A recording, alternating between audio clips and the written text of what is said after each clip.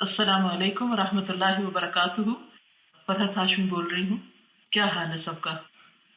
आजकल मैं देखती हूँ कि हज का मौसम है और हर तरफ एक रौनक है खास तरह की। बहुत से लोग हज की तैयारी में मसरूफ हैं। अजीब तरह के जज्बात हैं। कुछ और लोग उदास भी हैं कि हम हज पे नहीं जा पा रहे। तो हो सकता है कि आप उन खुशकिस्मत लोगों में से हों जो हज पे जा रहे हों, या फिर अभी आपकी बारी नहीं आई। तो बहरहाल अगर आप हज पर नहीं भी जा पा रहे तो परेशान होने की जरूरत नहीं है। अल्लाह सुब्हानो ताला ने आपके लिए भी बहुत से ऐसे मौके रखे हैं। खुसूसन जुल्हज्जा के पहले 10 दिनों में आप बहुत से नेकी के काम कर सकते हैं।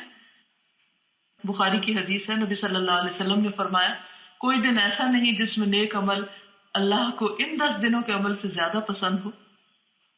तो इन 10 दिनों में आप जो भी अच्छा अमल करेंगे इंशाअल्लाह उसका कई गुना ज्यादा अजर पाएंगे। इन दिनों में खासतौर पर जिन अमाल की बहुत फजीलत है उसमें तकबीरात का पढ़ना है। तो आप कसरत से जिक्र इलाही करें, 9 जिलहज का रोजा रखें, उससे 2 साल के गुनाह माफ होते हैं।